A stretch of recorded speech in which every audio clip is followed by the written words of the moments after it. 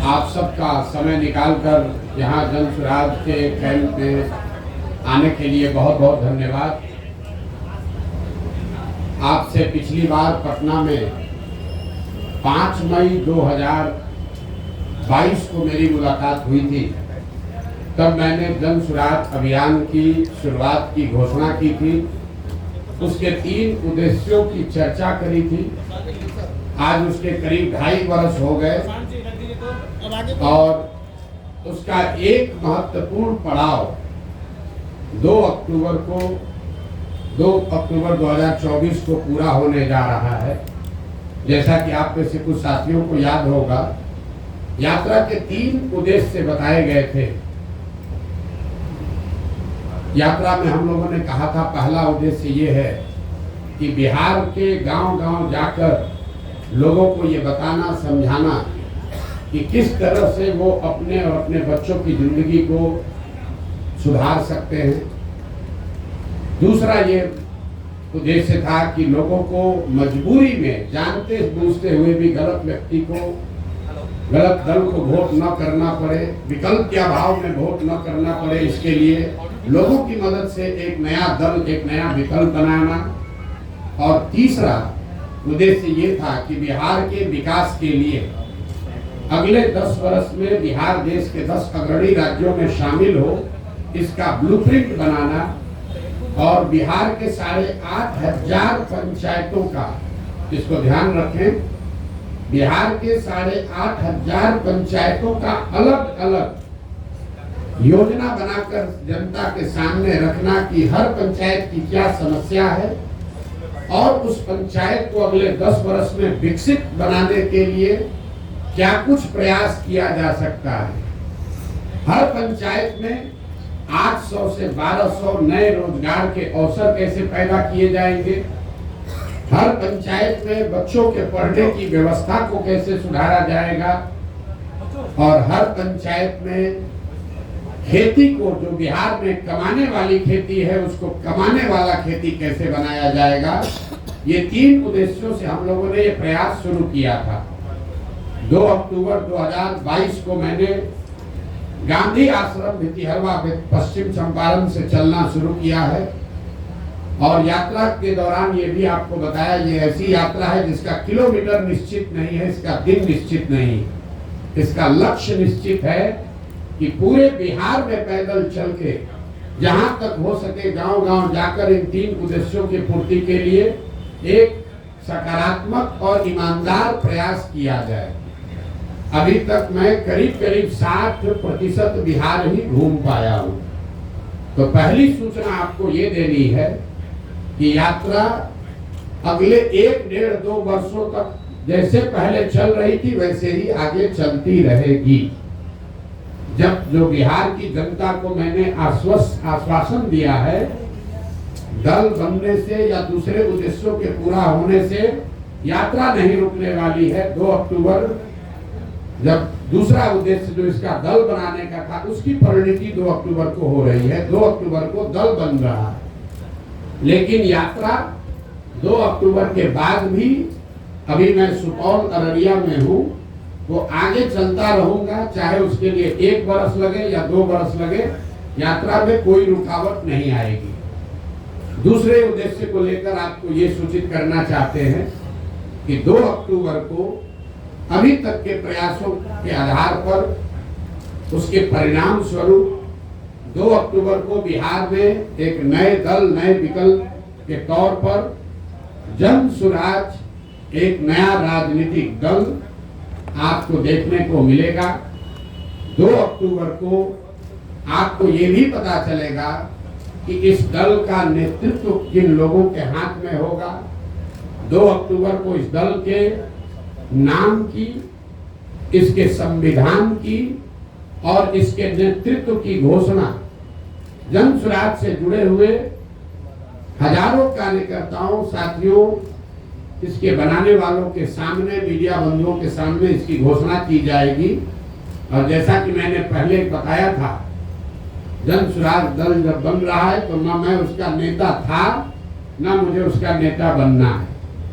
बिहार की जनता ने गांव-गांव में घूमकर जिन लोगों से हम मिले हैं, समाज को मत कर जिन लोगों को निकाला है, एक प्रयास किया है कि बिहार के सामने ऐसे लोगों का नेतृत्व आप दिया जाए जिसमें प्रशांत किशोर से जो आदमी बेहतर है, जिसकी काबिलियत, जिसका जज्बा, जिसका चरित्र, जिसकी ईमानदारी, जिसके अंदर बिहार को सुधारने का मादा, हर उस व्यक्ति में जिसमें प्रशांत किशोर से ज्यादा है, वो आपको इसके नेतृत्व में दिखेगा।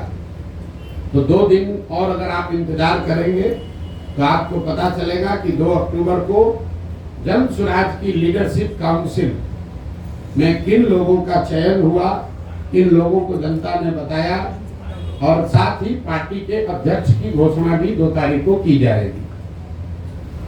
जो मैंने विकास की योजना जारी करने की बात कही है, हर पंचायत की योजना जारी करने की बात कही है, वो इसका तीसरा पड़ाव है जो फरवरी या मार्च में, उस काम को फरवरी मार्च तक पूरा कर लिया जाएगा और पटना के गांधी मैदान से आपके सामने, आपके माध्यम से जनता के सामने, बिहार की जनता के सामने बिहार के अगले 10 साल के विकास का, बिहार के हर पंचायत के विकास का मॉडल और पूरा खाका यहाँ पर रखा जाएगा, जिसमें हम सिर्फ आपको ये नहीं बताएंगे कि बिहार से पलायन रुक जाएगा, आपको ये भी बताया जाएगा कि वो पलायन को कैसे रोका जा सकता है, ताकि उस योजना को आप पढ़ें, उसको देखें, उस पर चर्चा करें, उस पर सवाल उठाएं, और अगर आपको उस योजना में विश्वसनीयता दिखे तभी उसको आप अपनाएं। तो ये फरवरी के अंत या मार्च के पहले हफ्ते में पटना गांधी मैदान में जन स्वराज का, बिहार को सुधारने का जो प्रयास है, जो अभियान है, जो योजना है, जिसको बनाने में बिहार की जनता के साथ साथ गांव से जो हम लोगों ने जानकारी इकट्ठा की, उसके साथ साथ आपके जानकारी के लिए बता दूं कि देश के करीब देश विदेश में 200 से ज्यादा बड़े बड़े विशेषज्ञ, जिनमें से ज्यादातर लोगों का नाता बिहार से है, वो चाहे अमेरिका में है, ऑस्ट्रेलिया में है, इंग्लैंड में है या देश के अन्य हिस्सों में है, ऐसे 200 से ज्यादा लोगों ने बिहार में होने वाले इस प्रयास में अपना योगदान देना स्वीकार किया है और इस विजन डॉक्यूमेंट को, बिहार की योजना को बनाने में उन्होंने अपना योगदान दिया है। तो आपकी उत्सुकता के लिए 3 बातें फिर से समराइज कर देता हूं। प्रशांत किशोर की 2 साल से चलने वाली पदयात्रा पहले की माफिक ही वापस वैसे ही चलती रहेगी। सुपौल और अररिया में मैं हूं और आगे वहां से किशनगंज जाऊंगा, उसके बाद कटिहार, फिर पूर्णिया, फिर भागलपुर, मुंगेर, जमुई होते हुए दक्षिण बिहार के इलाके को कवर किया जाएगा। दूसरी घोषणा ये है कि 2 अक्टूबर को जन स्वराज विधिवत तौर पर, औपचारिक तौर पर एक राजनीतिक दल के तौर पर उसकी घोषणा की जाएगी। 2 तारीख को दल के नेता, संविधान और नेतृत्व की भी घोषणा की जाएगी। उनसे आपको मुखातिब भी कराया जाएगा ताकि आप उनसे सवाल कर सकें, उनकी पृष्ठभूमि की जांच कर सके, और अगर उसमें कोई गलती व्यक्ति आ जाए तो बिल्कुल उस पर टीका टिप्पणी भी करे और हमसे सवाल भी उठाए। और तीसरा जो मैंने आपको बताया कि जब दल बन जाएगा, 6 महीने अभी हमको और लगेंगे, तो बिहार के विकास का जितने लोग सवाल उठा रहे हैं कि प्रशांत किशोर कह रहे हैं, जन स्वराज वाले कह रहे हैं कि 1 साल में पलायन रोक देंगे, तो 1 साल में पलायन के रोकने का पूरा खाका बिहार की जनता के सामने रखा जाएगा कि उस पलायन को कैसे रोका जाएगा। अगर जन स्वराज में हम लोग कह रहे हैं कि 15 साल से कम उम्र के हर बच्चे के लिए अगले 5 से 7 वर्षों में विश्व स्तरीय शिक्षा की व्यवस्था बनाई जाएगी, बिहार को फिर से ज्ञान की भूमि के तौर पर स्थापित किया जाएगा, तो उसका पूरा योजना बनाकर आपके सामने जारी करेंगे। और अभी तक मेरा जो 2 साल का पदयात्रा का अनुभव रहा है और आगे की योजना के बारे में अब आपके जो सवाल है, मैं आपके सामने बैठा हुआ हूँ। आप स्वेच्छा से अगले 1 घंटे तक जो कुछ भी सवाल चाहे वो पूछ सकते हैं। आप सबका फिर से बहुत बहुत धन्यवाद। अब आप सवाल कर सकते हैं। प्रशांत जी, आपको धन्यवाद आपकी यात्रा के लिए, आपकी यात्रा के लिए जो सफल यात्रा रही, जो हम लोग देख भी रहे, लेकिन साथ में ये जानना चाहेंगे कि आप क्या का इंटेंशन मुस्लिम की तरफ बहुत बढ़ा हुआ महसूस हो रहा है, मुसलमानों का आपकी तरफ बढ़ा हुआ इंटेंशन लग रहा है, इसमें सच्चाई क्या है? मेरा झुकाव बिहार की जनता के प्रति, बिहार की जनता के प्रति झुकाव है। और बिहार में 18-19% मुसलमान भी रहते हैं, तो मेरा एक पांचवा हिस्सा 20% झुकाव मुसलमानों के लिए भी है। अगर जन स्वराज में 100 लोग अगर आकर इसको साथ में बना रहे हैं, तो उसमें 20% मुसलमान की भी भागीदारी, हिस्सेदारी होनी चाहिए। उसमें 35% अति पिछड़ों की भी भागीदारी होनी चाहिए। 19% उसमें दलित भी होने चाहिए। 15% 14% सवर्ण भी होने चाहिए। 15% यादव समाज के लोगों का भी भागीदारी होगी, और बाकी जो समाज है उनकी भी। हम लोगों ने ये कहा है कि जिसकी जितनी संख्या है उसको उतनी भागीदारी दी जाएगी। तो पत्रकारों ने ये समझ लिया कि ये तो पहले से जो दल कह रहे हैं वही बात प्रशांत किशोर कह रहे हैं। नहीं, आप इस बात को समझ लीजिए, जन स्वराज में जगह पाने का एक और एकमात्र क्राइटेरिया है काबिलियत। बिना काबिलियत के आप जन स्वराज में कोई जिम्मेवारी की जगह नहीं पा सकते हैं। लेकिन अगर जगह है 100 और 1000 आदमी काबिल है, तो कैसे उन 100 का बंटवारा होगा? उसके लिए मैंने कहा कि हर काबिल आदमी किसी न किसी जाति या समाज का है, और हर समाज में काबिल आदमी है। तो जन स्वराज का ये प्रयास है कि हर समाज के काबिल आदमी को ढूंढ कर निकाला जाए, और उस समाज की जितनी संख्या है उस समाज के उतने काबिल लोगों को जन स्वराज में शामिल किया जाए। तो जो जन स्वराज की लीडरशिप काउंसिल बनी है, जिसकी घोषणा 2 तारीख को होगी, उसमें आपको दिखेगा कि 20 लोगों की अगर काउंसिल है तो 5 लोग उसमें आपको मुसलमान दिख सकते हैं। लेकिन वो इसलिए नहीं 5 होंगे कि वो 5 मुसलमान हैं, वो इसलिए होंगे कि वो 5 सबसे काबिल व्यक्ति हैं जो मुसलमान भी हैं। उसमें 5 दलित समाज के लोग भी होंगे, लेकिन वो इसलिए नहीं होंगे कि वो दलित समाज के हैं, वो इसलिए हैं कि वो बिहार के सबसे काबिल चरित्रवान लोग हैं, जिनको समाज ने चुना है, जो दलित भी है। उसमें 15% लोग यादव समाज के भी होंगे। वो इसलिए नहीं होंगे कि वो यादव है, वो इसलिए होंगे कि वो यादव समाज, वो बिहार के सबसे काबिल यादव समाज के लोग हैं। और यही तो 2 बरस से हमारा आपको ये वादा है, बिहार की जनता को जो हमने वादा किया है कि ईमानदारी और शुद्धता में कमी नहीं आएगी। बाकी आप हमसे कुछ भी गलती हो सकती है, इस प्रयास के ईमानदारी और शुद्धता में कमी नहीं आएगी। और उसका पहला पैमाना, पहला कसौटी था कि मैं पैदल चल रहा हूं कि नहीं। आप में से कई लोगों ने कहा कि पैदल चलने से क्या होता है, प्रशांत किशोर तो बिजनेसमैन है, कितना दिन चलेगा।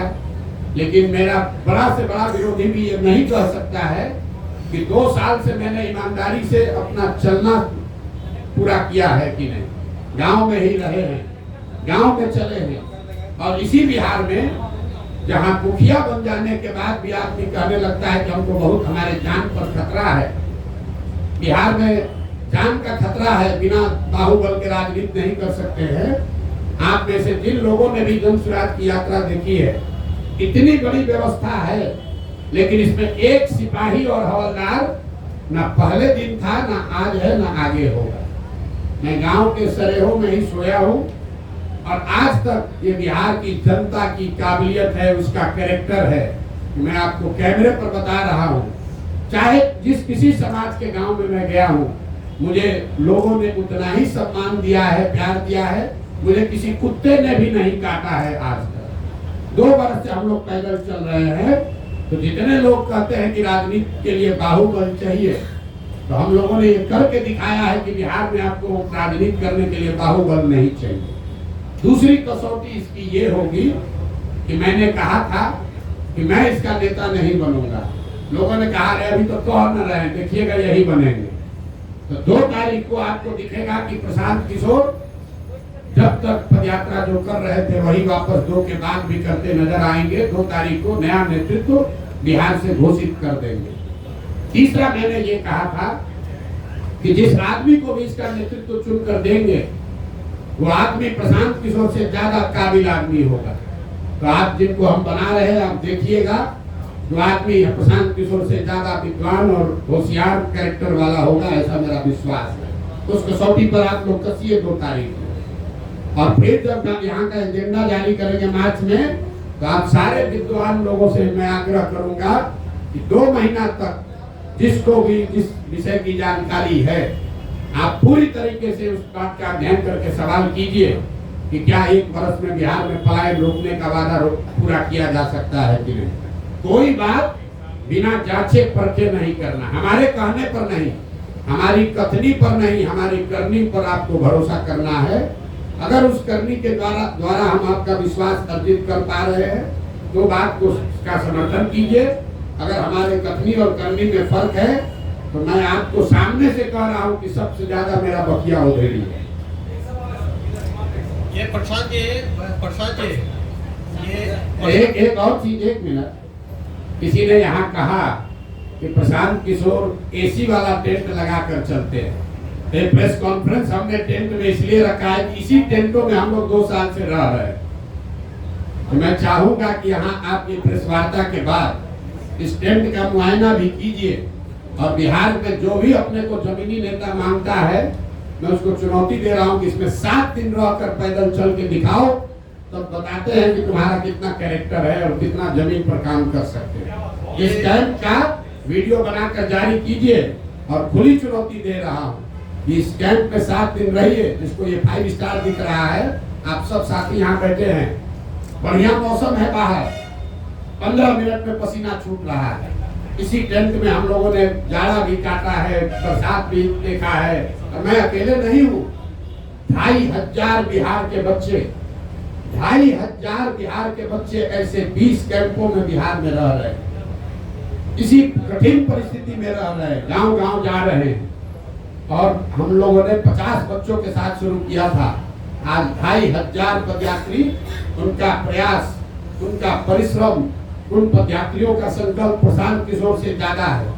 क्योंकि प्रशांत किशोर तो फिर भी मीडिया में आ रहे हैं, बोल रहे हैं, उन बच्चों को आप देख नहीं रहे। वो बच्चे नेमलेस हैं, फेसलेस हैं। 2500 बच्चे अपना घर परिवार छोड़कर रात दिन इन कैंपों में रह रहे हैं। और नेता यहाँ पटना में बैठ के कहता है प्रशांत किशोर एसी के टेंट में रहता है। जरा आके रह के देखो, 5 दिन यात्रा शुरू किया था सब जन यहाँ के नेताओं ने, कब शुरू हुआ कब खत्म हुआ पता ही नहीं चला। ये प्रशांत जी, ये प्रशांत जी राजनीतिक रणनीतिकार सलाहकार से आप बिहार की बात किए, उसके बाद जन स्वराज अभियान आपने चलाया, तो आप बता रहे हैं कि नेतृत्व किसी और को सौंपेंगे। तो वैसी स्थिति में प्रशांत किशोर की जन स्वराज में आगे क्या भूमिका रहेगी, किस तौर पर वो जाने जाएंगे? प्रशांत किशोर की भूमिका रहेगी बिहार के समाज को जगाने का, समझाने का। क्योंकि प्रशांत किशोर की सोच ये है, जो कि गांधी की सोच से प्रेरित है, कि अगर राजनीति में आमूलचूल परिवर्तन लाना है तो बिना समाज में हस्तक्षेप किए हुए, समाज के स्तर पर काम किए बगैर आप राजनीति को और व्यवस्था को नहीं सुधार सकते। ऐसा नहीं है कि प्रशांत किशोर कहीं जा रहे हैं। हमारी सबसे बड़ी चुनौती क्या है? आप लोग सवाल क्या पूछते हैं? बात तो अच्छी है, प्रयास तो अच्छा है, समाज मानेगा तब न, जाति टूटेगा तब न। तो सबसे बड़ी चुनौती जो है समाज को मनाने समझाने की, वो चुनौती, वो काम प्रशांत किशोर के कंधे पर है।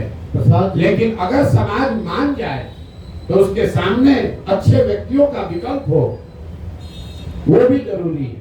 अच्छे व्यक्तियों का विकल्प हम आपको सामने दे रहे हैं, लेकिन समाज को जगाने का, समझाने का जो काम है, गुरु काम है, वो काम प्रशांत किशोर का है। और उसी भूमिका में हम आगे भी रहेंगे। देखिए, एक अंतिम बात इसका कहती हूँ, गांधी जी, महात्मा गांधी देश में कांग्रेस में सिर्फ एक ही बार जीवन में अध्यक्ष बने। गांधी जी जीवन भर कांग्रेस के अध्यक्ष नहीं थे, लेकिन इसका मतलब नहीं है कि गांधी जी का कांग्रेस पर प्रभाव नहीं था। ऐसा नहीं है कि गांधी जी कांग्रेस के अध्यक्ष रहे और जब अध्यक्ष नहीं रहे तो कांग्रेस और आजादी की लड़ाई छोड़कर दूसरे के हवाले करके चले गए। उन्होंने उन लोग, लेकिन ये जरूरी है कि सिर्फ एक आदमी से नहीं होगा। और प्रशांत किशोर बिहार का एकमात्र काबिल आदमी नहीं है। इस मूल भावना जन स्वराज की यही है कि पिछले 30 वर्ष में सिर्फ 1200 परिवार के लोगों ने बिहार की राजनीति को कब्जा कर रखा है। 3.5 करोड़ परिवार बिहार में रहते हैं। तो जन स्वराज का ये अभियान है जहां ये हम बता रहे हैं कि आप गरीब हैं, अमीर हैं, अगड़े हैं, पिछड़े हैं, हिंदू हैं, मुसलमान हैं, दलित हैं, पैसा नहीं है, आपके पिताजी विधायक मंत्री नहीं है, आप उसका चिंता मत कीजिए। अगर आपके पास जज्बा है, बिहार को सुधारने की इच्छा है, सपना है, तो आइए इस व्यवस्था से जुड़िए। पैसे का चिंता, चुनाव लड़ने लड़ाने रणनीति का चिंता प्रशांत किशोर और जन स्वराज पर छोड़िए। हमने ये कहा है, लोग कह रहा है कि कैसे, किस आधार पर कह रहे हैं कि गरीब से गरीब आदमी को पैसा देकर लड़ाएंगे। मेरे भाई, गरीब को पैसा देकर लड़ाने की बात कह रहे हैं तो आपको गलत लग रहा है, और आप पैसा लेकर चुनाव लड़ाते हैं तो आप सही अपने को बता रहे हैं। तो हम बिहार की जनता पर छोड़ते हैं कि किसका विकल्प सही है। जो लोग पैसा लेकर टिकट देते हैं, चुनाव लड़ाते हैं, उनका विकल्प अच्छा है कि जन स्वराज जो कि कह रहा है कि गरीब से गरीब आदमी भी ईमानदार है तो उसको लड़ाने का खर्चा समाज से जमा करके जन स्वराज देगा, ताकि किसी नेता को वोट खरीदने के लिए ये पैसा न खर्च करना पड़े। किसी नेता के पास ये कहने का आधार न हो कि हमने चुनाव में 5 करोड़ रुपया खर्चा किया इसलिए हम चोरी करेंगे, इसलिए हमको ठेका चाहिए। इसलिए जन स्वराज में घोषणा है कि आपको गाड़ी नहीं अपना लगाना है। हमारी गाड़ियां चल रही है जन स्वराज की। लोग कह रहा है इतना पैसा कहां से आ रहा है। गाड़ियां इसलिए चल रही है कि आप समाज से पैसा वसूली मत करो, गाड़ी हम दे रहे हैं, तुम काम करो। अगर आप खेत में मजदूर हैं, अति पिछड़ा समाज के हैं, दलित हैं, सवर्ण समाज के हैं, गरीब हैं, आपके पास क्षमता है, आप राजनीति नहीं कर पाते हैं क्योंकि आपके पास पैसा नहीं है। आपको घर पे मजदूरी करनी है, अपने बच्चों का पेट पालना है, आप में क्षमता ज्यादा है लेकिन आप राजनीति नहीं कर सकते हैं। जन स्वराज का और तुम राजनीति करना चाहते हो, हम साधन देते हैं, राजनीति करो ताकि ये परिवारों का दबदबा खत्म हो। धर्म के आधार पर, जाति के आधार पर जो लोग ठेकेदारी कर रहे हैं, ठेकेदारी कर रहे हैं, इनका वर्चस्व खत्म किया जाए। प्रशांत जी, आप अच्छे लगता है, अच्छे सामाजिक कार्यकर्ता हम लोग देख रहे हैं, 74 आंदोलन में है, जेपी के बाद हमें लगता है कि आप कुछ कीजिएगा बिहार में। ये बताइए, नीतीश जी में क्या खूबी और खराबी हो गई जो आप उनको छोड़ दिए, और आप ही तो लाए थे उसको? नहीं, नीतीश जी को हम नहीं लाए थे। नीतीश जी को 2005 में बिहार की जनता लेकर आई थी। आपका ये सवाल ठीक है कि जिस बिहार में हमने नारा दिया बिहार में बहार हो, नीतीश कुमार हो, आज हम उनके विरोध में क्यों खड़े, ये जायज सवाल है। 2000 जहां बैठे हुए हर व्यक्ति और आपके जरिए बिहार की जनता को ये बताना चाहते हैं कि 2014 के नीतीश कुमार और 2024 के नीतीश कुमार में जमीन आसमान का फर्क है।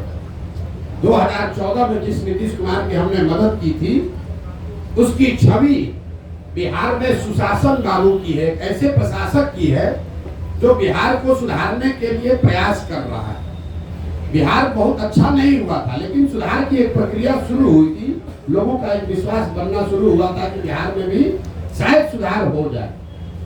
आज जिस नीतीश कुमार का मैं विरोध कर रहा हूँ, वो नीतीश कुमार है जिसके लिए गांव-गांव में लोग कह रहा है कि भैया बिहार में लालू का जंगल राज, अपराधियों का जंगल राज देखे थे, ये नीतीश का जो राज है ये अधिकारियों का जंगल राज। यहाँ बैठा हुआ हर पत्रकार जानता है कि ये पूरी व्यवस्था, पूरा सरकार चंद अधिकारी, कोई विधायक मंत्री भी नहीं चला रहा है। आपको कैमरे पर कह रहे हैं, कोई विधायक मंत्री नहीं चला रहा है, चंद अधिकारी, वो भी सेवानिवृत्त अधिकारी सलाहकार बनकर बैठ गए और पूरे 13 करोड़ लोगों के भाग्य विधाता बनकर बैठ गए हैं।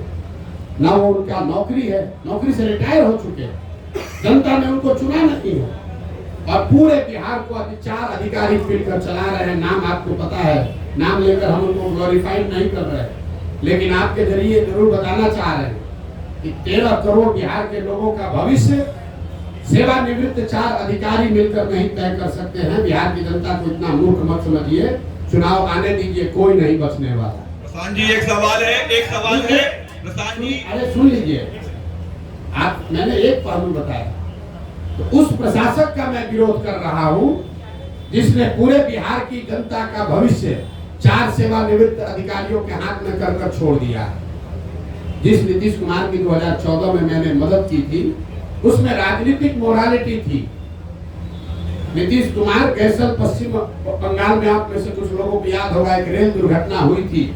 नीतीश बाबू तब रेल मंत्री थे, 200 से ज्यादा लोगों की मृत्यु हुई। नीतीश कुमार ने रेल मंत्री पद से वाजपेयी की सरकार में इस्तीफा दिया था। मैंने उस नीतीश कुमार की मदद की थी। आज जिस नीतीश कुमार का विरोध कर रहा हूं वो नीतीश कुमार है कि कोरोना के काल में हजारों लोग मर गए, उनकी मृत्यु हो गई, लाखों बच्चे, पूरे कोरोना से पूरे देश में संकट आया, लेकिन जितना कष्ट बिहार के लोगों को हुआ उतना कष्ट किसी को नहीं हुआ। लाखों बच्चे बिहार के रोड पर मारे फिर रहे थे, और आपको मालूम है नीतीश कुमार बंगले से नहीं निकले, इसलिए नीतीश कुमार का विरोध कर रहे हैं। तीसरा, नीतीश कुमार का इसलिए विरोध कर रहे हैं, 2015 में 14 में नीतीश कुमार चुनाव नहीं हारे थे। लोकसभा में उनके दल को चुनाव लोगों ने हराया था, उनके दल को 2 MP मिला था। नीतीश कुमार के पास 117 विधायक थे, उनको बहुमत था, फिर भी उन्होंने पद छोड़कर मांझी जी को मुख्यमंत्री बनाया था कि भाई जनता का विश्वास हम पर नहीं है तो दूसरे को मुख्यमंत्री बनना चाहिए। आज उस नीतीश कुमार की मैंने मदद की थी। आज जिस नीतीश कुमार का विरोध कर रहे हैं वो नीतीश कुमार है जो चुनाव हार गया है। 243 के विधानसभा में 42 विधायक जीता है इस आदमी का, और कभी लालटेन पर लटक कर, कभी कमल पर बैठकर यह आदमी राज कर रहा है। जिस दिन परिणाम आपके सामने खुलासा कर रहे हैं, जिस दिन 2020 का चुनाव का परिणाम आया, नीतीश कुमार अपना फोन का रिकॉर्ड जारी कर कम से कम 3-4 बार हमसे बात किया। इस शख्स ने 3-4 बार हमसे बात किया। हमने उनको सलाह दिया कि आपको 42 विधायक आया है, मत बनिए मुख्यमंत्री, जनता के आदेश का उल्लंघन होगा। 6 बजे तक आप लोगों को भी जानकारी होगा, शाम में 6 बजे तक कहते रहे नहीं बनेंगे, 6:30 बजे फिर वही जाकर मुख्यमंत्री बन गए। इस नीतीश कुमार का विरोध कर रहा हूं। तो अच्छे प्रशासक का समर्थन किया था, नैतिकता वाले राजनेता का समर्थन किया था, बिहार को सुधारने वाले व्यक्ति का समर्थन किया था। जिसका विरोध कर रहा हूं वो उसका विरोध है जो कि जिसकी एक ही प्राथमिकता बची है, किसी भी तरीके से फेविकॉल लगाकर कुर्सी पर बैठे रहो, बिहार का जनता का जो होता है होने दो। आपने कहा कि आपका जो मुकाबला है वो एनडीए से है, आरजेडी को आप कोई मुकाबला नहीं मानते हैं, तो क्या आपको नहीं लगता कि कहीं आपका ये बयान आप पर बैकफायर भी हो सकता है, क्योंकि कहीं ना कहीं एक खास वोट बैंक पर आपकी भी नजर है अगर इस स्टेटमेंट को हम देखें तो? नहीं, आप ये भाई इसके लिए कोई आपको बहुत ज्ञानी होने की जरूरत नहीं है। आप 2005 से जब से एनडीए बना है उसके बाद से आरजेडी की कोई ताकत रही नहीं है। 2005 से आप आगे का इलेक्शन का आंकड़ा उठाकर देख लीजिए तो आरजेडी को कभी, आरजेडी या उनके द्वारा बनाए गए गठबंधन को कभी जीत नहीं मिली है। महागठबंधन का एक अपवाद छोड़ दिए जिसमें हम लोगों ने मदद की थी, उसमें भी आरजेडी जूनियर पार्टनर ही था।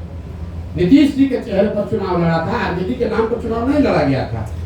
और अभी का लोकसभा का चुनाव देख लीजिए, इस लोकसभा चुनाव में 176 विधानसभा में भाजपा और एनडीए को बढ़त है। तो हमारा अगर मुकाबला है तो जो 176 में आगे है उससे मुकाबला होगा कि जो 50 सीट में आगे है उससे मुकाबला होगा। तो ये तो हमारे आकलन का विषय नहीं है, ये तो फैक्ट है। किसने कह दिया आपको?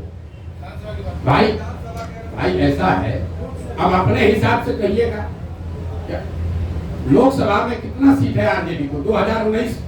2014 में आरजेडी को 5 से कम सीट था, 2014 में 0 सीट था, 2019 में 4 को सीट मिला। और आप लोग बता रहे हैं बाप रे कितना बड़ा दल है आरजेडी। आरजेडी, बात ध्यान रखिए आप लोग, आरजेडी अपने दम पर, लालू जी से बहुत बड़े नेता है, लेकिन लालू जी अपने दम पर बिहार जीवन में सिर्फ एक ही बार जीते हैं, एक ही बार जीते हैं। दोबारा बिहार की जनता ने लालू जी को बहुमत नहीं दिया है। एक बड़ा दल का ढोंगा बिहार के दूसरे कोने में जाकर बताइएगा, हमको मत समझाइए, कितना उनको दम है वो हमको मालूम है। और वो दम का आधार क्या है? दम का आधार यह है 18% मुसलमान, जिसको आप 20 बरस से डरा रहे हैं कि अगर हमको वोट नहीं दोगे तो भाजपा आ जाएगी। आपने मुसलमानों के लिए किया कुछ नहीं, उसको भागीदारी नहीं दी, उसको हिस्सेदारी नहीं दी, उनके बच्चों के पढ़ाई की चिंता नहीं की, उनको लालटेन में किरासन तेल बनाकर जला रहे हो, रोशनी अपने घर में कर रहे हो। उसको अगर हटा दीजिएगा तो कितने लोग बिहार के हैं जो आरजेडी के समर्थन में? आप बता दीजिए, आपको ज्यादा जानकारी है।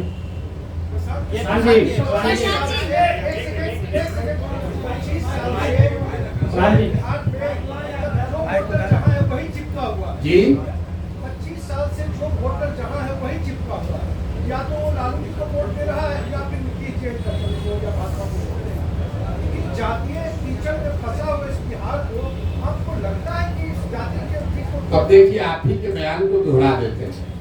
आपने कहा कि 25 बरस से बिहार का वोटर एक ही जगह चिपका हुआ है। अब आंकड़ों से बिल्कुल ये उलट बात आप कह रहे हैं।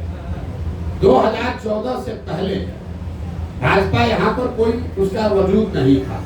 14 में भाजपा नीतीश कुमार से अलग हटकर अपना गठबंधन बनाकर 30 से ज्यादा MP जीत गया, तो कैसे वोटर चिपका हुआ? 84 में इसी बिहार की जनता ने कांग्रेस को पूर्ण बहुमत दिया, 89 में जनता दल को जिताया, 95 में लालू यादव को जिताया, 2000 के बाद लालू जी और किसी को गठबंधन नहीं दिया, 2014 में मोदी को जिताया, 2019 में 40 में 39 सांसद एनडीए को जिता दिया, इस बार फिर 30 दिया है। और आप कह रहे हैं कि भाजपा वोटर कीचड़ में फंसा हुआ है। अगर कीचड़ में फंसा होता तो लालू जी कांग्रेस 84 के बाद से यहाँ 0 पर कैसे आ जाती? लालू जी 54 में 53 MP जीतने वाले 0 पर कैसे आ गए? नीतीश कुमार 25 MP को 2 MP पर कैसे जनता ने उतार दिया? आप एक मिनट, अरे आइए, आपकी बात पर आ रहे हैं। पहले तो अपना जानकारी ठीक कर लीजिए कि बिहार में स्टैटिक है, ये ऊपर से चीजें स्थिर दिखती हैं। समुंदर को दूर से देखिएगा तो बड़ा स्थिर दिखेगा, नजदीक जाकर गहराई से देखिएगा तो आपको करंट फील होगा। बिहार वो भूमि है जहां 10 बरस में पूरी राजनीतिक व्यवस्था पीछे बदलती रही है। लालू जी का वर्चस्व 90 के दौर में रहा है, 2000 आते आते लालू जी का वर्चस्व खत्म हो गया। 80 के दौर में कांग्रेस थी, 90 के दौर में लालू थे, 2000 के दौर में नीतीश कुमार हैं, 2010 के दौर में भाजपा मोदी हैं। हर 10 बरस में परिवर्तन हुआ, आप उसको देख नहीं रहे। दूसरा, आपने कहा जाति पर वोट पड़ा, आप हमको बताइए, इस बार 30 गो सीट मिला है एनडीए को। ज्यादातर लोगों का आकलन है कि नीतीश कुमार का तो नहीं है, मोदी के नाम पर वोट पड़ा। आप में से जो समझते हैं कि बिहार का हर आदमी जाति पर ही वोट देता है, तो जरा गिन कर बताइए कि मोदी जी के जाति का कितना आदमी बिहार में रहता है? मोदी के जाति के कितने लोग बिहार में रहते हैं? भाजपा का, मोदी का गुनाह ये है कि जिस बिहार को जातिवादी समाज कहकर लोग हंसते हैं, अनपढ़ कहते हैं, हम लोग को बेइज्जत करते हैं, उस समाज ने जातियों से ऊपर उठकर गुजरात के एक लड़के को राजा बनाया। लेकिन मोदी जी ने पिछले 12-15 साल में बिहार के विकास के लिए हमने खुली चुनौती दे रखी है 2 साल से। एक दिन अगर मोदी जी ने बिहार के विकास के लिए एक बैठक किया हो, काम का छोड़िए, अगर आप लोग सब पत्रकार हैं, आपको भी बता रहे हैं, अगर 12-15 साल में मोदी जी ने, अगर आपने कोई खबर छापी हो कि मोदी जी ने बिहार के विकास के लिए, बिहार में शुगर मिल चालू करने के लिए, या बिहार में इंडस्ट्रियलाइजेशन के लिए, या बिहार में पलायन रोकने के लिए मोदी जी ने आज बैठक बुलाई है दिल्ली में, आप हमको खबर दिखा दीजिए। और ये सारे प्रयास के बाद हम जन स्वराज का अभियान वापस लेकर एनडीए का समर्थन कर देंगे, आप दिखाइए। लेकिन जिस समाज ने जाति धर्म सब भूल कर मोदी को जिताया, उस मोदी ने बिहार की चिंता नहीं की। जैसे, एक मिनट पूरा समझ लीजिए, बिहार के बर्बादी के जो दोषी हैं वो लालू और नीतीश है, लेकिन इसके असली गुनाहगार कांग्रेस और भाजपा ही है। क्यों कह रहा हूं मैं? लालू और नीतीश ने बिहार में सत्ता चलाया है, बिहार की जनता ने उनको एक एक बार जीवन में, लालू जी को 1995 में और नीतीश जी को 2005 में एक एक ही बार मत दिया। लेकिन लालू जी जंगल राज 15 साल इसलिए चला पाए कि चंद सांसदों के लालच में कांग्रेस के लोगों ने बिहार और बिहार के बच्चों का भविष्य लालू के हाथ में गिरवी रख दिया। और जो गलती कांग्रेस ने की वही गलती आज भाजपा कर रही है। ये भाजपा वो दल है जो पूरे देश में, इसके लिए हम लोग कहते हैं कि दूसरे का दल को तोड़कर सांसद विधायक खरीद के सरकार बनाता है। बिहार में उसका 80-75 विधायक है, नीतीश का 43 है, लेकिन यहाँ सरकार नहीं बनाया है। यहाँ नीतीश को बैठा दिया है ताकि हमको 12-15 MP मिलता रहे। तो भाजपा ने भी वही गलती की है जो कांग्रेस ने किया।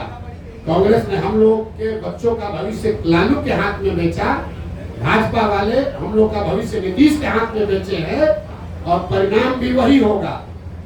जैसे कांग्रेस सिरे से बिहार में खत्म हो गई, लालू और नीतीश का कुछ भी हो, भाजपा यहाँ सिरे से खत्म हो जाएगी। ऑलरेडी आप देख रहे हैं भाजपा बिहार में नेतृत्व विहीन पहले से हो गई है, कुछ नहीं बचा। देखिए किसको बनाए, ये बताइए प्रशांत जी, रुकिए।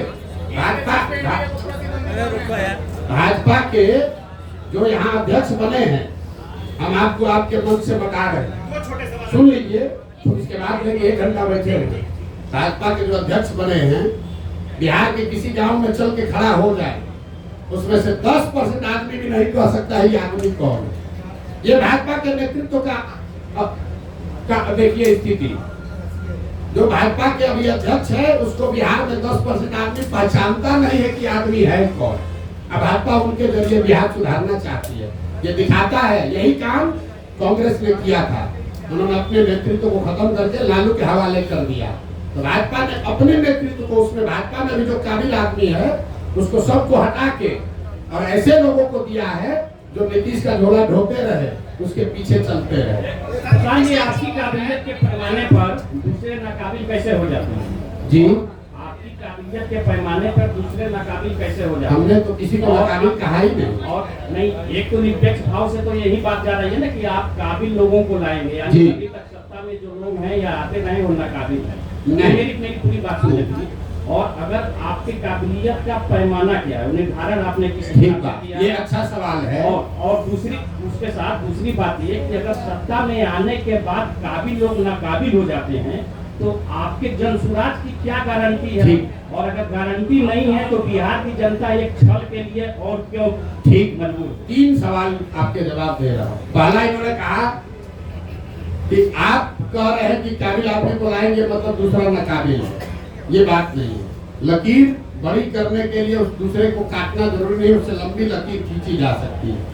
तो जिसको जन स्वराज का नेतृत्व दे रहे हैं, इसका पहला पैमाना ये है कि उस आदमी को आप जो जन स्वराज का अध्यक्ष बनेगा, यहाँ पर 4 बड़े पार्टियों के अध्यक्ष पहले से हैं। भाजपा के अध्यक्ष दिलीप जायसवाल जी हैं, जदयू के अध्यक्ष उमेश कुशवाहा जी हैं, आरजेडी के अध्यक्ष जगदानंद जी हैं और कांग्रेस के अध्यक्ष अखिलेश जी हैं। जन स्वराज का जो अध्यक्ष बनेगा उसको खड़ा कर दीजिए और 5 के सामने उसकी काबिलियत, उसका डिग्री, समाज में नजरिया और किसी भी विषय पर आप उससे बहस करा लीजिए, खुद तय कर लीजिए कि उसमें काबिल कौन है। काबिलियत का पैमाना समाज है। दूसरी बात आपने कही कि ये इसकी क्या गारंटी है कि जन स्वराज का आदमी, अगर काबिल आदमी भी गलत बन जाए। इसीलिए देश में पहली बार, ये घोषणा हमको 2 को करनी है लेकिन आपने सवाल उठाया है, देश में पहली बार किसी राजनीतिक दल ने अपने संविधान में ये लिखा है, राइट टू रिकॉल, कि अगर जो व्यक्ति जन स्वराज के टिकट पर चुनाव लड़ेगा उसको ये एफिडेविट साइन करके देना पड़ेगा लीगली कि जन स्वराज के संस्थापक सदस्य उस विधानसभा क्षेत्र के 1 तिहाई जन स्वराज के संस्थापक सदस्यों ने अगर आपके खिलाफ अविश्वास प्रस्ताव ला दिया और फिर वहां वोटिंग हुई और जन स्वराज के संस्थापक सदस्यों में आपने अगर अपना विश्वास खो दिया तो आपको रिजाइन करना पड़ेगा। ये एफिडेविट देने के बाद ही आप जन स्वराज से लड़ पाएंगे। इस बात को हम लोग जन स्वराज अपने संविधान में लिख रहा है। तीसरा और अंतिम सवाल कि जन स्वराज पर भरोसा क्यों करें? ठीक बात है, ये अच्छा सवाल। जन स्वराज पर भरोसा इसलिए करें कि पहले से जो लोग यहाँ पर हैं वो एक्सपायर मेडिसिन है। आपने उसको जांच लिया, परख लिया, जानते हैं कि ये दवा काम नहीं करती है। मान लीजिए कि आपके घर में कोई बीमार पड़ गया, भगवान न करे, और उसको कोई ऐसी बीमारी हो गई जिस सुधर ही नहीं रही है। डॉक्टर ने दवा दिया, हर तरह का दवा दे दिया, वो सुधर नहीं रहा है। आपने कहा डॉक्टर साहब इससे क्या होगा, अब तो नहीं सुधर रहा है। डॉक्टर ने कहा भाई एक नई दवा आई है, उसका पूरा प्रमाण तो नहीं है, लेकिन 20% 40% संभावना है ठीक हो सकती है, लेकिन कुछ खतरा भी हो सकता है। आपका अगर आदेश हो, अगर आप सहमत हो तो हम एक बार ट्राई करके देखते हैं। आप क्या कहिएगा? अपने परिजन को बचाने के लिए आप क्या कहिएगा कि जो 3 दवा जिसको आपने ट्राई कर लिया, जिसका फायदा नहीं हुआ, उसी पर रखिएगा, या कहिएगा कि ना भाई ना डॉक्टर साहब 20% संभावना है, लेकिन नया दवा आया है, इसको ट्राई कीजिए, शायद हमारी किस्मत, दुआ, भगवान का आशीर्वाद शायद लग जाए। तो जन स्वराज जो जिन दलों से हम लड़ रहे हैं वो एक्सपायर मेडिसिन है। जनता ने उसको 30 बरस देख लिया, परख लिया, जान लिया, ये नहीं सुधार सकता। जन स्वराज नया प्रयास है, इससे सुधार हो भी सकता है, शायद नहीं भी हो सकता, लेकिन शायद हो भी सकता है।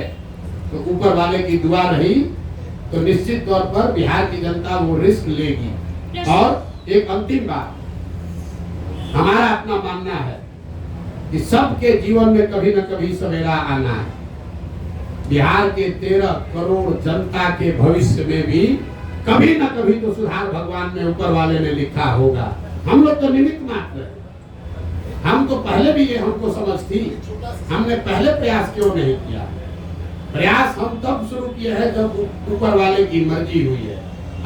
हम 1% है, ऊपर वाला 99% है। मेरा ये विश्वास है कि 13 करोड़ बिहार के लोगों का जीवन भी कभी सुधरना भगवान ने तय किया होगा, और शायद जन स्वराज वो निमित्त है, वो रास्ता है जिसके जरिए वो सुधार हो पाएगा। प्रशांत जी एक सवाल। प्रशांत जी, मेरे दो छोटे सवाल। उनके भी 2 छोटे हैं, आपके भी 2 छोटे हैं।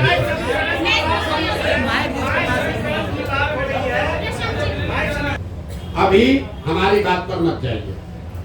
पूर्णिया रुपौली में चुनाव हुआ है, सबसे ताजा प्रमाण, जनता का प्रमाण ही सबसे बड़ा प्रमाण है। रुपौली में चुनाव हुआ, माई समीकरण की बात करने वाले आरजेडी वालों ने बीमा भारती जी को वहां उम्मीदवार बनाया। रुपौली की स्थिति से जो लोग जानकारी रखते हैं, बीमा भारती जी के अपने जाति के 35-40 हजार लोग उस विधानसभा में रहते हैं। 15,000 MY में वाई समाज के लोग, यादव समाज के लोग रहते हैं, और 45,000 वहां मुसलमान रहते हैं। तीनों मिलाइएगा तो 1 लाख हुआ। और माई समीकरण के जमींदारी का दावा करने वाले लोग, ठेकेदारी करने वाले लोगों के कैंडिडेट को 30,000 वोट आया। दूसरा देखिए, एनडीए का अति पिछड़ा तो नीतीश जी के साथ है, तो भैया रुपौली में 1,10,000 अति पिछड़ा है, उनको कितना वोट आया? 50,000। और जीता कौन? उस वो आदमी जीता है, हमारा आदमी नहीं जीता है। जन स्वराज की बात छोड़ दीजिए, वो आदमी जीता है जिसके जाति का 5-6 हजार आदमी वहां रहता है। और आप लोग कह रहे हैं कि बिहार में माई समीकरण है, सब जाते हैं, पब्लिक सब पागल है। अरे भाई आप ये समझिए, अगर यहाँ सोना और पीतल रख दिया जाए तो आप किसी जाति के यहाँ सोना उठाइएगा कि पीतल उठाइएगा?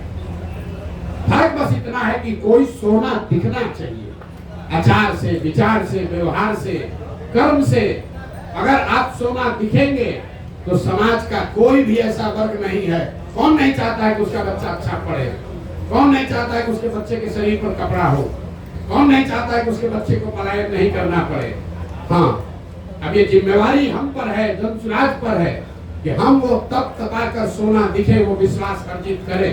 और मैंने कहा है अगर 3 वर्ष में विश्वास अर्जित नहीं कर पाए तो 5 वर्ष चाहे और चलना पड़े, 10 वर्ष प्रयास करना पड़े, हम पीछे नहीं हटने वाले। जब तक समाज को ये विश्वास न दिला दें तब तक ये प्रयास रुकेगा नहीं। बिहार को सुधारे बगैर मानने वाले नहीं है। चाहे 2 वर्ष लगे कि 10 वर्ष लगे।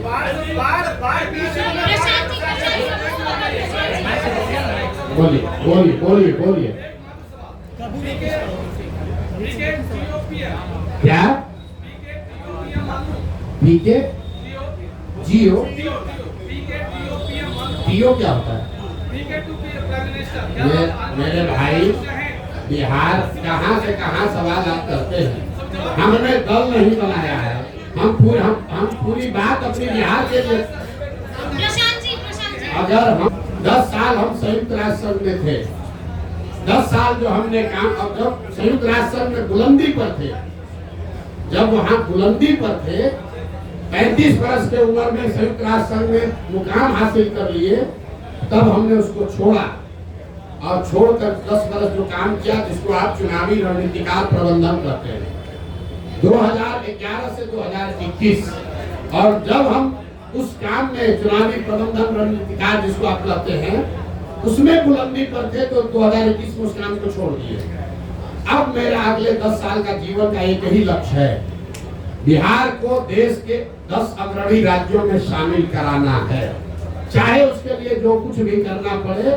हम देश दुनिया विश्व नहीं देख रहे हैं, एक ही चीज देख रहे हैं, बिहार की समस्या, बिहार के बच्चे, बिहार की पलायन, बिहार का यह शिक्षा। और जैसा मैंने आपको कहा, आप चुनाव देख रहे हैं, मैं देख रहा हूं कि जब तक ये नहीं सुधरेगा तब तक बिहार में ही प्रशांत किशोर को इसी तरह से प्रयास करते रहना। प्रशांत जी, मेरे 2 सवाल है। विपक्ष आप पर कई तरह के आरोप लगाता है, जिसमें से एक आरोप ये है कि जनसुराज कुछ और नहीं बल्कि वन मैन शो है। इस आरोप पर प्रशांत किशोर क्या जवाब देंगे? देखिए, कम से कम विपक्ष वाले या पक्ष वाले आरोप लगाना शुरू तो कर रहे हैं। जब हमने अभियान शुरू किया था तो कहता था ये है कौन, प्रशांत किशोर कौन है। किसी ने हमको व्यापारी कहा, तो हमने मंच पर कहा, कैमरे के सामने कहा, हाँ व्यापारी हैं, सामान बेचने आए हैं, अपना विचार बेचने आए हैं, लोगों को माथा पर टोकरी लेकर घर घर घूम रहे हैं, ये विचार बेच रहे हैं कि जाति धर्म नाली गली का छोड़ो, अपने बच्चों की चिंता करो, ये विचार बेचने आए हैं। तो ये तो मान रहा है ना विपक्ष वाला कि प्रशांत किशोर को बेचने आता है। तो हम ये विचार घर घर बेच कर आए हैं कि एक बार जीवन में नेताओं की बच्चों की चिंता छोड़ दो, अपने बच्चों की चिंता करो, ये विचार बेचने आए। तो आज अभी पहली बार, आपको ध्यान नहीं दे रहे, पहली बार देश में ऐसा हो रहा है कि जो सत्ता में है और जो विपक्ष में है, दोनों के राजनीतिक कार्यकर्ता छोड़कर वहां जा रहे हैं जो अभी दल ही नहीं है। आप इसको जरा आकलन करके देख लीजिए। राजनीतिक कार्यकर्ता तो वहां जाता है जहां सत्ता है या सत्ता आने की संभावना है। जनसुराज अभी दल नहीं है और आरजेडी वाले चिट्ठी निकाल रहे हैं कि भैया लालू जी के समाजवाद का हवाला है, तो दल मत छोड़ो रे भाई, अरे यहीं पर बने रहो। भाजपा वाला, कल हमको एक भाजपा का नेता आया, कहा भैया भाजपा का कार्यालय है, बैठे हम लोग हैं, लेकिन चर्चा खाली जनसुराजे का हो रहा है। ये हमारी ताकत नहीं है, ये बिहार के लोगों की 30 वर्ष की छटपटाहट है। 30 वर्ष से भाजपा का डर दिखाकर लालू और लालू का डर दिखाकर भाजपा ने जो वोट लिया है, ये उनकी छटपटाहट है। कब बिहार के लोगों को कोई रास्ता मिल जाएगा तो मुफ्तखोरी जो है वो छूट जाएगी, राजनीतिक बंधुआ मजदूर कोई नहीं बचेगा। यही अभियान है, इसीलिए छटपटाहट और घबराहट है। प्रशांत किशोर एक बड़ा खतरा बनकर उभरे। एक छोटा सवाल प्रशांत जी, आप एक बड़ा खतरा बनकर उभरे हैं, तो कईयों ने आपको भी संपर्क करने की कोशिश की होगी, तो प्रशांत किशोर के फोन पर कितनों का कॉल आया है, किस का कॉल आया? ऐसा है, प्रशांत किशोर को बिहार में प्रयास करने की जरूरत नहीं है, हमको लोगों को संपर्क करने के लिए। देश में कौन ऐसा नेता दल है, आप लोग सब पत्रकार हैं, कौन ऐसा दल और नेता है जो सोचेगा कि प्रशांत नहीं सोचेगा कि प्रशांत किशोर को अपने साथ रखें? भाई भूमिका हमको चाहे कुछ भी दे, इतना तो जरूर चाहेगा प्रशांत किशोर हमारे साथ रहे। तो यहाँ जब चुटपुटिया नेता को जिसको 5000 वोट आ जाता है वो सौदा कर सकता है, तो आपको कैसे लग रहा है कि हमारे पास ऑफर नहीं आ रहा? हमको लोग प्रलोभन नहीं दे रहे, डर नहीं दिखा रहे, लेकिन हमने जो वादा किया है कि 243 मतलब 243 242 नहीं होगा। और चुनाव के बाद अगर 130-35 सीट भी आ जाए, ये भी कैमरे पर कहा, तो प्रशांत किशोर उसको अपनी व्यक्तिगत हार मानेंगे कि मेरे प्रयास में कमी रह गई, हम बिहार को लोगों को नहीं समझा पाए, हमारे लिए आंकड़ा 122 नहीं है, मुकम्मल जीत होनी चाहिए, तभी मानेंगे कि हमारा ये प्रयास सफल हुआ।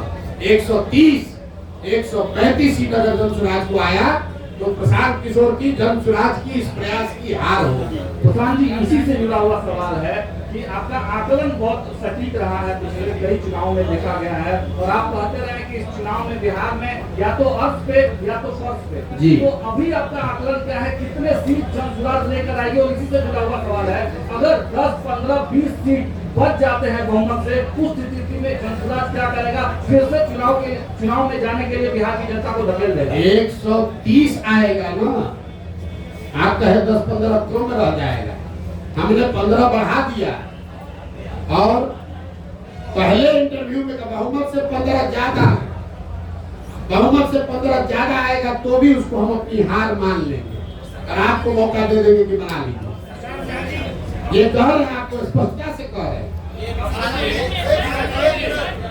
अर्श पर या फर्श पर अगर हमारे प्रयास की ईमानदारी में, शुद्धता में ताकत है, तो या तो बिहार की जनता अपने और अपने बच्चों का मुस्तकबिल बदलने के लिए हमको जनसुराज को बैठाएगी, और अगर उसको समझ में नहीं आया तो कोई बात नहीं है, 5 वर्ष की और तपस्या जारी रहेगी। प्रशांत जी एक सवाल आपके जवाब से ही एक सवाल निकल के आ रहा है। आप कह रहे हैं प्रशांत जी नहीं, आप कह रहे हैं कि 130 सीट भी आएगा तो हम हार मान लेंगे, सरकार नहीं बनाएंगे। आप बोल रहे हैं, ये कहाँ का है दूसरा लाइन? अपने से अपने मैं उसको अपने इस प्रयास के बिहार को सुधार, देखिए बिहार में सिर्फ सरकार बनने से बिहार नहीं सुधरेगा। आपने बात सुनी नहीं हमारी।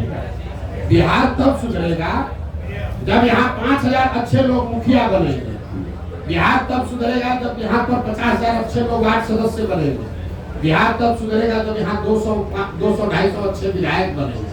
सिर्फ सरकार बदलने से, मुख्यमंत्री बदलने से बिहार नहीं सुधर सकता। इस नजरिए से मैं कह रहा हूँ कि अगर 130 सीट आया, इसका मतलब है कि आधी बिहार की जनता भी हमसे इस विचार से, इस प्रयास से कन्विंस नहीं हुई। उस नजरिए से ये हार हुई। तो हमको और प्रयास, कम से कम 2/3 बिहार की जनता को इस प्रयास की शुद्धता और ईमानदारी पर भरोसा जब तक न हो, तब तक प्रशांत किशोर का ये प्रयास जारी रहेगा, तभी सुधार होगा। सिर्फ सरकार बनाने से सुधार नहीं होगा।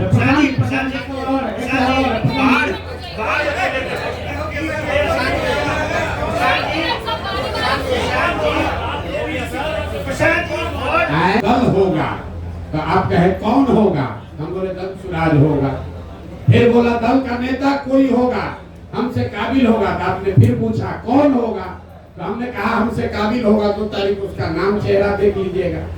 फिर आपने कहा कि आपका एजेंडा क्या होगा? तो हमने आपको कहा गांधी मैदान से जारी करेंगे, उसको पढ़ के संतोष कर लीजिएगा। उसके बाद जारी ये भी करेंगे कि सीएम कौन होगा। एवरेस्ट पर चढ़ना है, एक एक कदम भी चढ़ना पड़ेगा। एक ही बार रस्सी बांध कर एवरेस्ट पर नहीं पहुंच सकते हैं। पहुंचने की कोशिश कीजिएगा, गिर जाइएगा रास्ते में।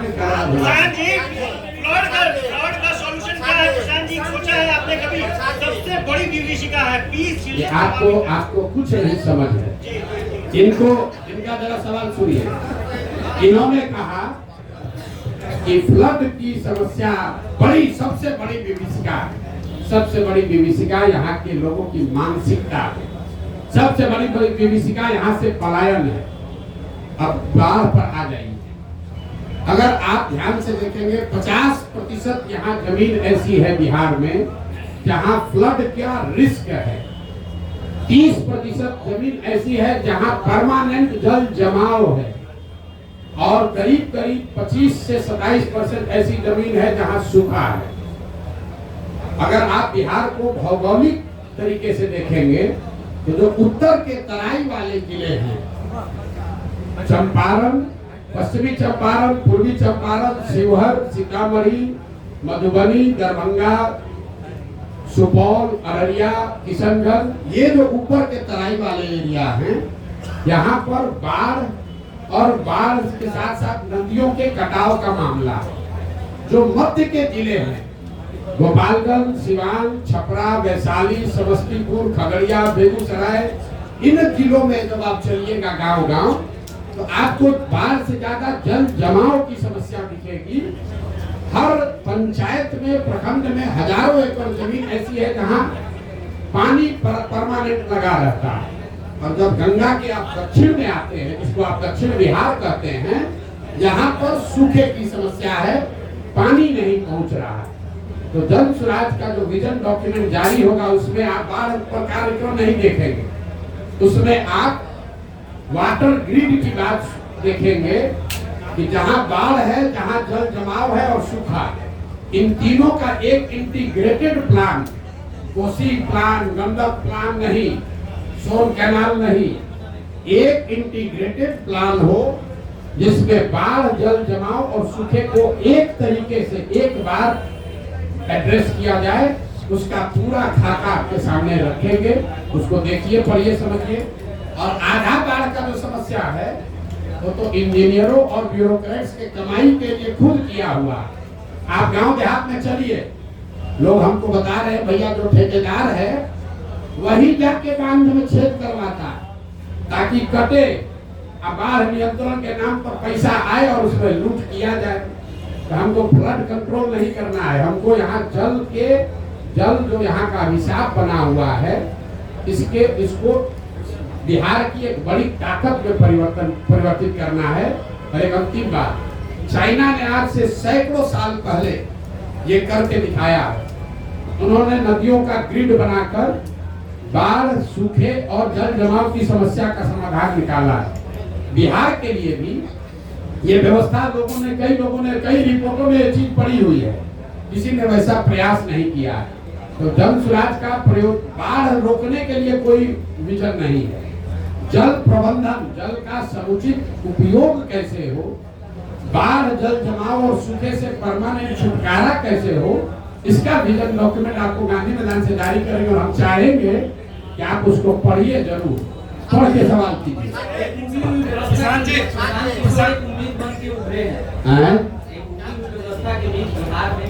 चलिए, आप लोग पत्रकार हैं, सुनिए, सवाल आ रहे हैं। आप लोग पत्रकार हैं, लेकिन हमको मालूम है कि आप पत्रकार से ज्यादा एक बिहारी भी हैं। और आप सवाल कुछ भी कीजिए, सुनिए, सवाल कुछ भी कीजिए। यहाँ बैठा हुआ कोई ऐसा बिहार का बंदा नहीं है जिसके दिल में ये आस नहीं है कि शायद अगर हो जाए तो बहुत अच्छा है। आप सवाल कर रहे हैं, लेकिन दिल में हमारे लिए प्रार्थना कर रहे हैं जन स्वराज के लिए कि भैया अगर ये हो जाए। क्योंकि एक अंतिम बात सुन लीजिए, बिहार की जनता तो परेशान है, ये है पत्रकारों की जो दुर्दशा है। आपकी हालत तो वो है कि आप अपना दर्द लिख भी नहीं पा रहे हैं। कम से कम बिहार की जनता का दर्द तो कोई लिख रहा है, आप बता रहे हैं, लेकिन आपका दर्द तो आप बता नहीं पा रहे कि आपके बच्चों की क्या दशा है, आपकी सुरक्षा को लेकर क्या हालत है।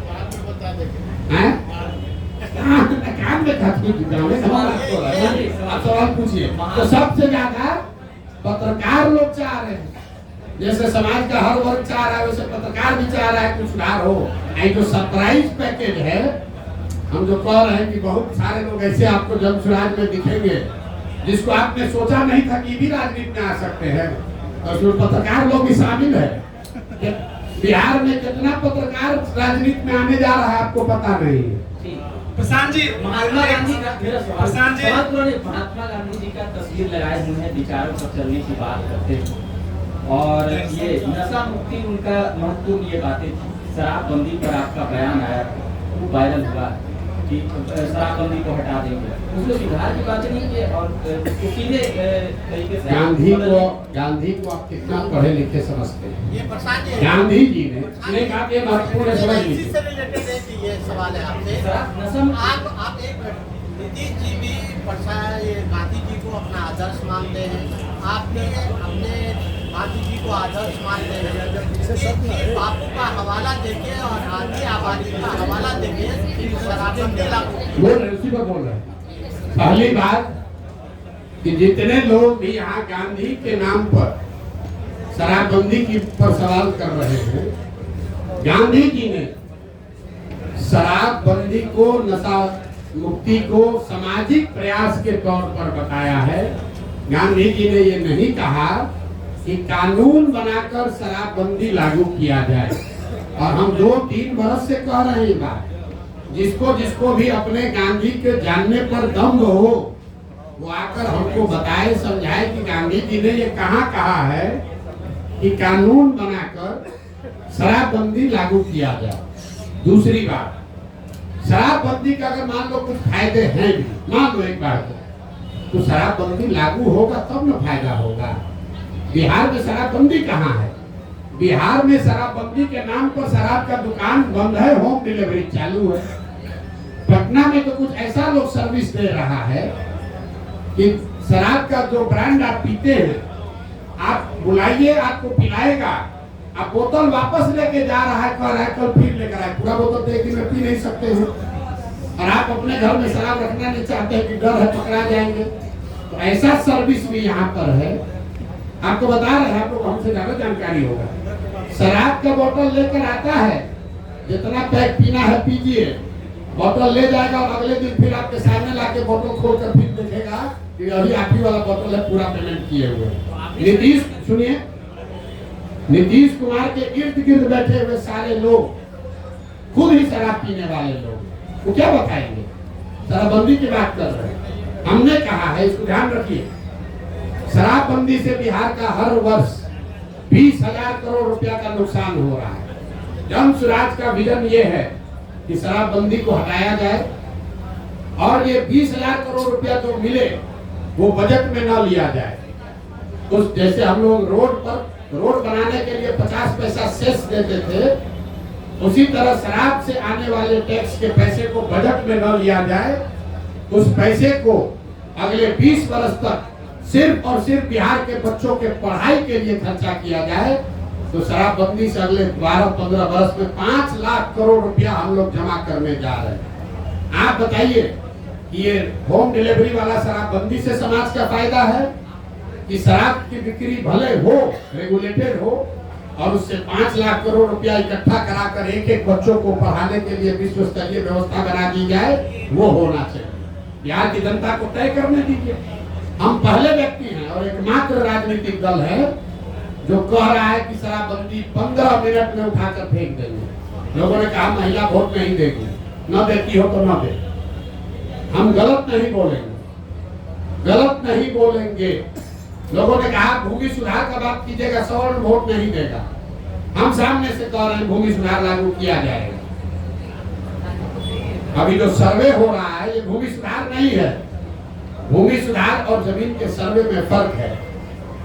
हम सरकार पर भी टीका टिप्पणी बहुत नहीं करते हैं, लेकिन आप जो जितना राजनीतिक आकलन कर रहे हैं, ये कल किसी परसों पत्रकार ने बताया हमको, और उन्हीं का शब्द आपको कोट कर रहे हैं कि 3S, शराबबंदी, सर्वे और स्मार्ट मीटर, ये 3 आखिरी कील है नीतीश कुमार के राजनीतिक ताबूत में। ये सिरे से इनको साफ कर देगा। ये जो सर्वे शुरू कराया है, हर अंचल में लोग बता रहे खतियान निकालने के लिए, अपना खतियान निकालने के लिए लोग ₹1000 लग रहा है। जब से सर्वे शुरू हुआ है, प्रखंड के स्तर पर लोग बता रहे हैं कि 50 लाख से 1 करोड़ रुपया की वसूली हो चुकी है। शराबबंदी का यही हालत है। हर प्रखंड से करोड़ों रुपया शराब माफिया भ्रष्ट अफसर कमा रहे हैं। और स्मार्ट मीटर में गरीब के गले को दबाकर उसके घर में कहा जा रहा है तुम अंधेरे में रहो, लेकिन स्मार्ट मीटर स्वीकार करो। ये तीनों एस नीतीश कुमार के राजनीतिक ताबूत का 3 कील है जो इनको पूरी तरीके से खत्म कर देगा। अभी रोके हैं ना सर्वे, तो मैं तो जरा सर्वे करके दिखा ले। हमने सबसे पहले कहा कि 6 महीने में घर घर में झगड़ा होगा, गांव में गोली चलेगी। ये आदमी सर्वे भूमि सुधार नहीं है। जब लैंड का रिकॉर्ड कहीं आपके पास नहीं है तो आप लोगों से क्यों मांग रहे हैं कि वंशावली बना के लाओ? सरकार के पास खुद लैंड का रिकॉर्ड नहीं है। रजिस्टर 2 कॉम्प्रोमाइज्ड है, उसमें हेर फेर हुई है, उसको फाड़ दिया गया, उसमें घोटाला किया गया। पैसा लेकर आपके नाम का दूसरा नाम कर दिया। अनीता कुमारी है तो कुमारी में मुंह पर इंक गिरा दिया, डिस्प्यूट खड़ा हो गया। तो जब सरकार को खुद नहीं पता है कि किस जमीन का मालिक कौन है, तो कैसे लोग ये प्रमाणित करेंगे कि ये जमीन उनका है। बहुत बहुत धन्यवाद भैया आप सबका आने।